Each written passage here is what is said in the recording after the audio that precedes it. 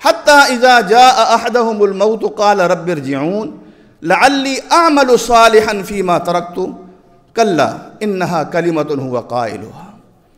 انسان غفلت میں زندگی گزارتا رہتا ہے یہاں تک کہ جب موت آتی ہے پھر وہ فرشتوں سے کہتا ہے کہ مجھے اللہ کے لیے واپس ایک دفعہ آنے دو، آگے نہ لے کے جاؤ، مجھے واپس لٹاؤ تاکہ میں نیک عمل کروں جو میں نے چھوڑے ہوئے تھے، جو میں نے چھوڑے ہوئے تھے۔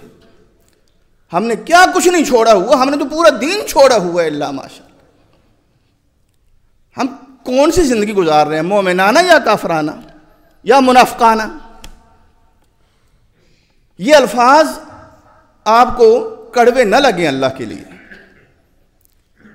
میں اپنے آپ کو بھی آپ کے ساتھ شامل کر رہا ہوں، صرف اس دماغ کو جگانے کے لیے۔ یہ دل میرا جاگ جائے، یہ میرا دماغ ہوشیار ہو جائے کہ ہم کس سوچ میں پڑے ہوئے ہیں، ہم کون سی زندگی گزار رہے ہیں، اور اب تک ہم کیا کچھ کر چکے ہیں۔ صحابہ تھے، آج ہم ان کے تذکرے کرتے ہیں، قیامت تک ان کے تذکرے رہیں گے، اور قیامت کے دن نبیوں کے بعد یہ صحابہ ہی ہوں گے جن کو لوگ رشک بھری نظروں سے دیکھیں گے۔ اس کی کیا وجہ ہے؟ انہوں نے جو کچھ اللہ کے نبی سے سنا، جو کچھ اللہ کے نبی کو کرتے ہوئے دیکھا، اس کو اپنی زندگی کا حصہ بنایا، اس لیے ان کو کہا گیا اولئک ھم المؤمنون حقا، یہ سچے مومن ہیں۔ کہیں کہا ہم الفائزون، یہ کامیاب ہو گئے، کہیں کہا ہم الصادقون، یہ سچے ہیں، کہیں کہا ہم الراشدون، یہ رشد و ہدایت کے اوپر ہیں، ان کے اوپر گمراہی کا سوچا بھی نہیں جا سکتا کہ کوئی کہے یہ گمراہ ہیں۔ قرآن نے یہ سرٹیفکیٹ دے کے قیامت تک کے لیے ان کے اوپر مہر لگا دی ہے۔ ان میں سے ایک ایک صحابی کے ایک ایک عمل کو دیکھیں اور ان کی سوچ کو دیکھیں کہ انہوں نے یہ جو ملک فتح کیے، ملک کے ملک کیوں فتح کیے تھے، ان کی پیچھے کیا تھا، سوچ کیا تھی کہ ہماری اسلامی مملکت وسیع ہو جائے اور بس ہم بہت بڑے رقبے کے مالک ہو جائیں؟ نہیں، ہم اللہ کا دین، نبی کا دین لوگوں تک پہنچائیں۔ انس بن مالک جن کی یہ حدیث میں نے آپ کو سنائی ہے، حضرت عمر فاروق رضی اللہ عنہ کا دور خلافت ہے بابرکت، مسلمان علاقوں پہ علاقے فتح کرتے جا رہے ہیں اور یہ پیغام لوگوں کو دیتے جا رہے ہیں۔ کوئی بھی انسان ان کی نظروں سے اوجھل نہیں ہے کہ اللہ کے دین میں آ جاؤ، اللہ کے دین میں آ جاؤ، اور اپنے عمل سے لوگوں کو دیندار بنا رہے ہیں۔